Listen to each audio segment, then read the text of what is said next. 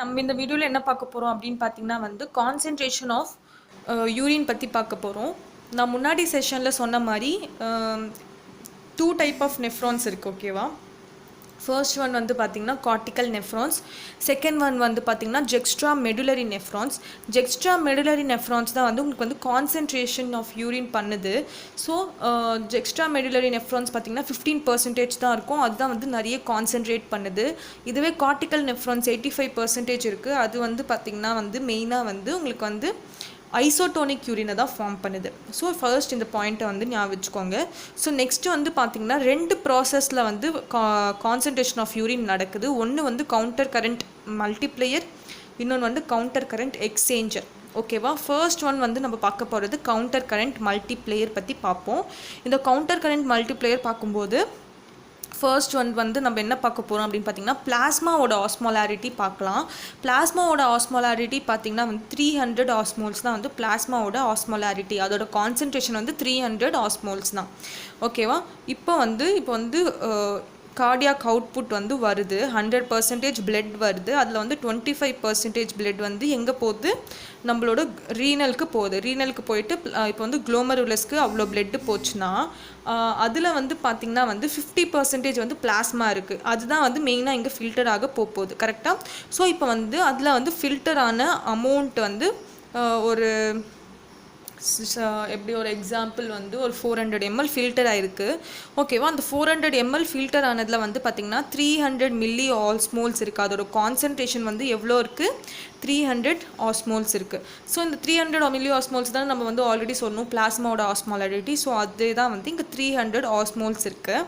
So இப்போ இந்த 300 osmoles என்ன பண்ணுது? ஃபர்ஸ்ட் இங்கே போயிடுது. இந்த 300 ஆஸ்மோல்ஸ் இங்கே போனதுக்கப்புறமா என்ன ஆகுது அப்படின்னு பார்த்தீங்கன்னா இங்கே சோடியம் பொட்டாசியம் 2 குளோரின் பம்ப் நடக்குதா?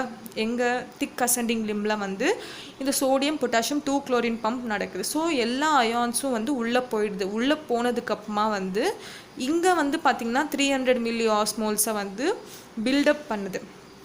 எது? இந்த அயன்ஸ் எல்லாமே மெடுலாவில் 300 மில்லி ஆஸ்மோல்ஸை அதிகப்படுத்துது. ஜீரோவாக இருந்த பிளாஸ்மாவோட மெடுலரியோட கான்சன்ட்ரேஷனை 300 ஆக்குறது யார்? இந்த சோடியம் பொட்டாசியம் 2 குளோரின் பம்ப். எங்கேருந்து வருது? இங்கேருந்து ஃபில்டரான 300 ஆஸ்மோலாரிட்டிலேருந்து ஃபில்டரான அமௌண்ட்லேருந்து பார்த்திங்கன்னா ஃபர்ஸ்ட்டாக சோடியம் பொட்டாசியம் 2 குளோரின் பம்ப் உள்ளே போயிட்டு வாட்டர் உள்ளே போகிறது இல்லை. பட் ஆனால் இங்கே பார்த்திங்கன்னா வாட்டர் சிலது இருக்கிறதுனால உங்களுக்கு 300 மில்லி ஆஸ்மோல்ஸில் அயான்ஸ் போனதும் 150 ஆஸ்மோல்ஸ் தான் இருக்கும். ஏன்னா இங்கே வாட்டர் கண்டென்ட் அதிகமாகிடும்.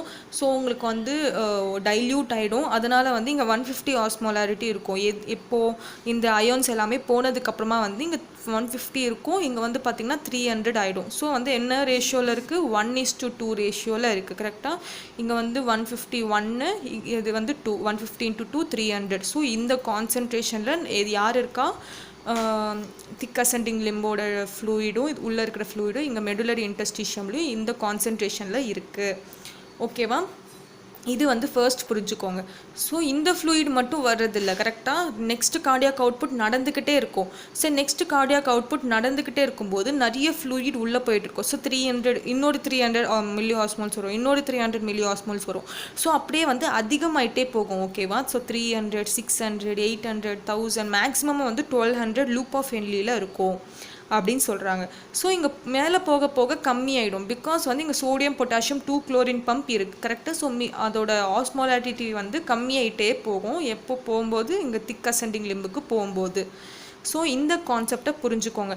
அப்போ இந்த சோடியம் நிறைய ஃப்ளூயிட் வர வர நிறைய சோடியம் பொட்டாசியம் 2 குளோரின் எல்லாமே நிறைய ரீஅப்சர்வ் ஆகிறதுனால உள்ளே இருக்கிற 300 மில்லி ஆஸ்மோல்ஸ் 600, 800, 1000, 1200 இப்படின்னு சொல்லி மெடுலரி இன்டர்ஸ்டிஷியமோட கான்சன்ட்ரேஷனும் பில்டப் ஆகிட்டே இருக்கும்.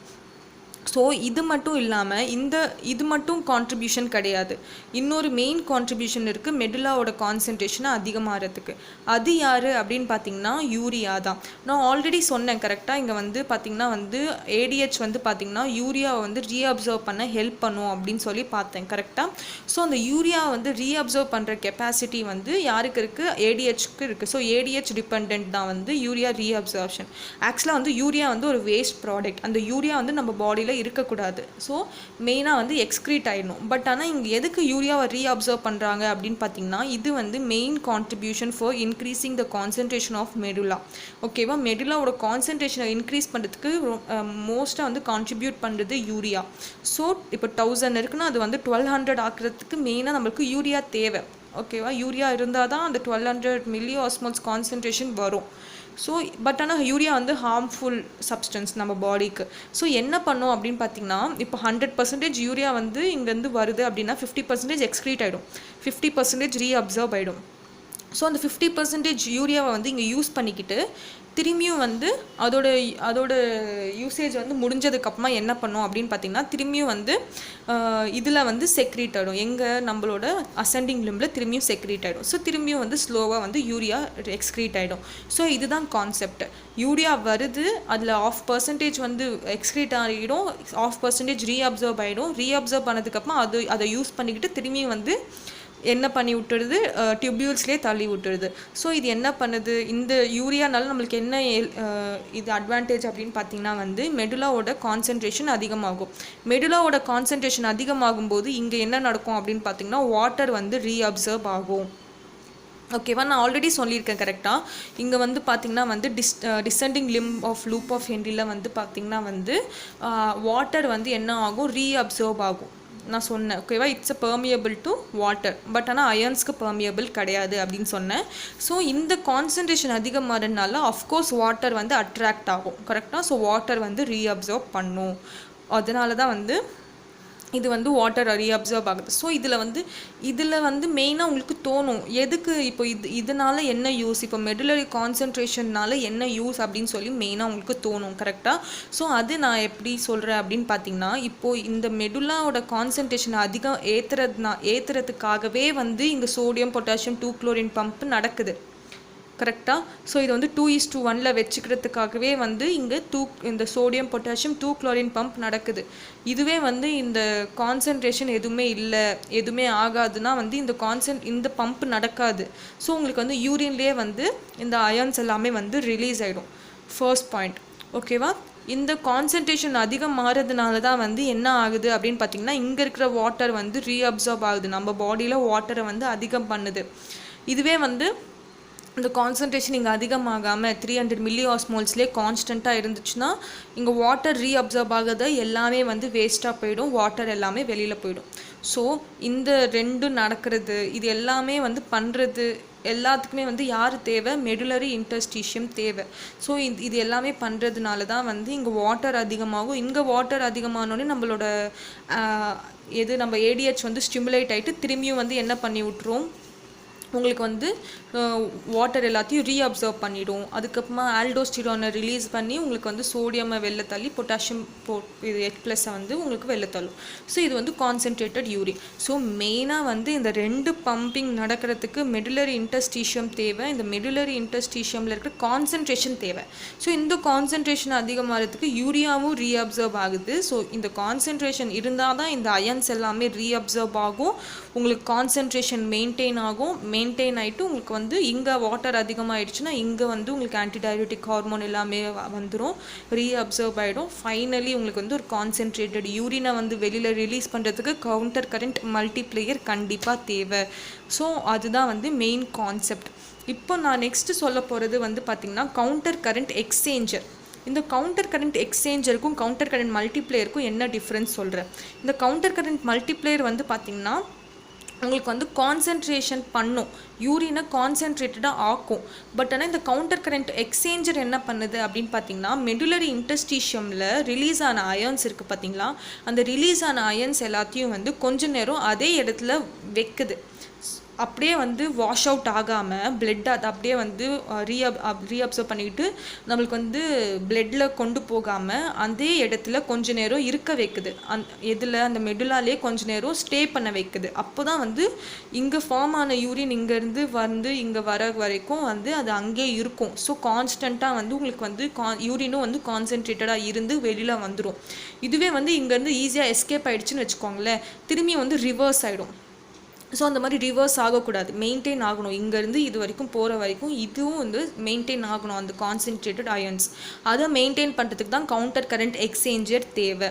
ஓகேவா? கவுண்டர் கரண்ட் எக்ஸ்சேஞ்சருக்கு வந்து பார்த்திங்கன்னா மெயினாக வந்து வேசா ரெக்டா அப்படின்னா என்னென்னா வந்து ஒரு தின் கேப்பிலரி மாதிரி. ஓகேவா? எங்கே இப்போ வந்து இதுதான் வந்து descending limb, loop of Henle, இது வந்து அசெண்டிங் லிம்ப். ஓகேவா? ஸோ இங்கே வந்து பார்த்திங்கன்னா டிசெண்டிங் ரூட்டு, இது வந்து லூப்பு, இது வந்து அசெண்டிங். ஸோ அப்படியே ஆப்போசிட்டாக இருக்கும். இது வந்து நெஃப்ரானோட டியூபியூல் வந்து இப்படி போகும், வேசா ரெக்டா வந்து இப்படி போகும். ஓகேவா? இதுதான் வந்து ஃபர்ஸ்ட் நான் சொல்ல வந்த டிஃப்ரென்ஸ்.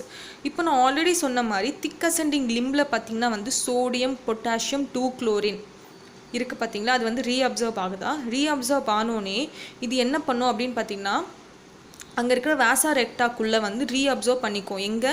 அந்த பிளட் வெசலில் வந்து ரீஅப்சர்வ் பண்ணிக்கும். ரீஅப்சர்வ் பண்ணிக்கிட்டு இங்கே வந்து வாட்டரை ரிலீஸ் பண்ணும். ஓகேவா? இங்கே வந்து ரீஅப்சர்வ் பண்ணிவிட்டு ஸோ அந்த அயன்ஸ் எல்லாத்தையும் என்ன பண்ணுது அப்படின்னு பாருங்கள். இங்கே இருக்கிற அயன்ஸ் எல்லாத்தையும் என்ன பண்ணுது அப்படின்னு பார்த்திங்கன்னா இந்த வேசா ரெக்டாவில் கொண்டு போயிட்டு இந்த இடத்துல வந்து ரிலீஸ் பண்ணிடுது. ஸோ மெடுலாலேயே கொஞ்ச நேரம் இருக்குது அயன்ஸ். இங்கேருந்து அயனை வந்து கொண்டு வந்து இப்படி கொண்டு வந்து மெடுலாலேயே வந்து எந்த சைடாக வந்து ரிலீஸ் பண்ணுது? இந்த டிசெண்டிங் லிம்ப் சைடில் வந்து ரிலீஸ் பண்ணி விட்டுருது. ஸோ கான்சன்ட்ரேஷன் இங்கே அதிகமாகும். இங்கே கான்சன்ட்ரேஷன் அதிகமாகும்போது இங்கே வாட்டர் ரீஅப்சர்வ் ஆகும். ஓகேவா? இங்கே வந்து பார்த்திங்கன்னா வந்து வாட்டரை ரிலீஸ் பண்ணுது. இங்கே சோடியம் பொட்டாசியம் 2-குளோரினை ரீஅப்சர்வ் பண்ணி இங்கே வந்து வாட்டர், இங்கேருந்து வாட்டர் வருது பார்த்திங்களா. 1 மினிட் நான் உங்களுக்கு ஈஸியாக சொல்கிறேன். அப்படின்னா என்னென்னா வந்து இங்கேருந்து சோடியம் பொட்டாசியம் 2-குளோரின் ரீஅப்சர்வ் ஆகுது. ஓகேவா? இங்கேருந்து டிசெண்டிங் லிம்ப்லேருந்து வாட்டர் வந்து செக்ரேட் ஆகுது. கரெக்டாக? ஸோ இங்கேருந்து வாட்டரை இந்த பக்கம் கொண்டு போயிட்டு இங்கே விடுது. ஸோ இங்கே விடுறதுனால மெடுலாவோட கான்சன்ட்ரேஷன் கம்மியாயிடுச்சோ அப்படின்னு சொல்லி டிபியூல்ஸ் நினச்சி சோடியம் பொட்டாசியம் 2-குளோரினை நிறைய ரிலீஸ் பண்ணுது. ஸோ இங்கேருந்து சோடியம் குளோரின் 2-குளோரின் வந்து இங்கே இந்த வேசா ரெக்டா கொண்டு போயிட்டு இந்த சைடு ரிலீஸ் பண்ணிடுது. ஸோ கான்சன்ட்ரேஷன் அதிகமாக இருக்கோ அப்படின்னு நினச்சிக்கிட்டு நம்மளோட டிபியூல்ஸ் எல்லாமே வாட்டரை திரும்பியும் கொடுக்குது. ஸோ இப்படி தான் வந்து சைக்கிள் நடந்துகிட்ருக்கோம். ஸோ இங்கேருந்து கொண்டு வந்த வாட்டரை இந்த பக்கம் கொண்டு போயிட்டு இங்கே ரிலீஸ் பண்ணோன்னே இங்கே இருக்கிற மெடுலரி இன்டர்ஸ்டிஷியம் கான்சன்ட்ரேஷன் கம்மியானதும் இங்கே இருக்கிற டியூபியூல்ஸில் இருந்த சோடியம் பொட்டாசியம் 2-குளோரின் எல்லாமே வந்து ரீஅப்சர்வ் ஆகும். ரீஅப்சர்வ் ஆகிட்டு இந்த வேசா ரெக்டாலேருந்து இங்கே கொண்டு போயிட்டு இந்த பக்கம் ரிலீஸ் பண்ணிடும். ஸோ இந்த பக்கம் ரிலீஸ் பண்ணனால கான்சன்ட்ரேஷன் ஆஃப் மெடுலா ரொம்ப அதிகமாக இருக்குது, வாட்டர் நம்மளுக்கு நிறைய தேவை அப்படின்னு சொல்லி என்ன பண்ணுது? டிசெண்டிங் லிம்ப்லேருந்து வாட்டரை வந்து கொடுக்குது. ஸோ இதுதான் வந்து கவுண்டர் கரண்ட் எக்ஸ்சேஞ்சர். உங்களுக்கு புரிஞ்சிருக்கும்னு நினைக்கிறேன். ஸோ இதுதான் வந்து counter current multiplier and counter current exchanger. Counter current மல்டிப்ளேயர்னால் மெயினாக வந்து மெடுலாவோட கான்சன்ட்ரேஷனை வந்து ஏற்றுறதுக்காக நடக்கிற ரெண்டு விஷயம். ஒன்று சோடியம் பொட்டாசியம் 2-குளோரின், அதுக்கப்புறமா வந்து யூரியா. இது ரெண்டுமே வந்து மெடுலாவோட கான்சன்ட்ரேஷனை அதிகமாக்குது. மெடுலாவோட கான்சன்ட்ரேஷன் அதிகமாகிறதுனால நம்மளுக்கு என்ன ஆகுது? வாட்டர் இங்கேருந்து ரீஅப்சர்வ் ஆகுது. ஸோ ரீஅப்சர்வ் ஆனதும் அதே மாதிரி இங்கே நிறைய அயன்ஸ் ரீஅப்சர்வ்னால இங்கே வாட்டர் கண்டென்ட் அதிகமாக இருக்கிறதுனால தான் நம்மளுக்கு ADH செக்ரேட் ஆகிட்டு திரும்பி வாட்டர் வந்து ரீஅப்சர்வ் ஆகிடும். அதனால உங்களுக்கு வந்து மெயினாக லாஸ்ட்டில் வந்து கான்சன்ட்ரேட்டட் யூரின் வரும். ஸோ மெயினாக இங்கே மெடுலாவோட கான்சன்ட்ரேஷனை அதிகப்படுத்தணும். அதுதான் வந்து counter current multiplier. But counter current எக்ஸ்சேஞ்சர்னால் இங்கே வந்து மெயின்டைன் பண்ணணும், அதே கான்சன்ட்ரேஷனை மெயின்டைன் பண்ணணும்.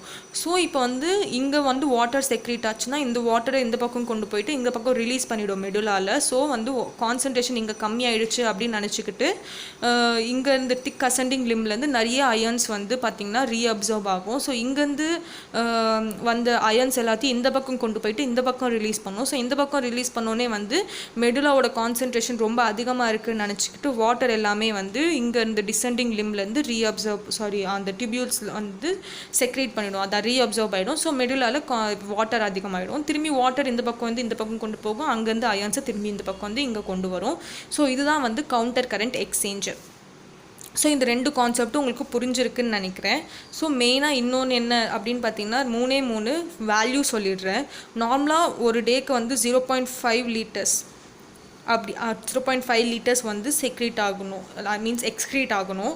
ஒலிகூரியா அப்படின்னா வந்து less than 400 ml per day, anuria அப்படின்னா வந்து less than 100 ml per day.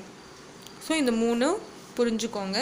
So இந்த வீடியோவில் நம்ம பார்த்தது கான்சன்ட்ரேஷன் ஆஃப் யூரின் எப்படி நடக்குது, கவுண்டர் கரண்ட் மல்டிப்ளேன்னா என்ன, கவுண்டர் கரண்ட் எக்ஸ்சேஞ்சர்னா என்ன, ஒரு நாளைக்கு எவ்வளோ யூரின் வந்து வரணும், 0.5 liters per day, ஒலிகூரியானா less than 400 ml, அன்யூரியானா less than 100 ml per day. So இதுதான் வந்து கான்சன்ட்ரேஷன் ஆஃப் யூரின். ஸோ ஏதாச்சும் டவுட் இருந்துச்சுன்னா கேளுங்க.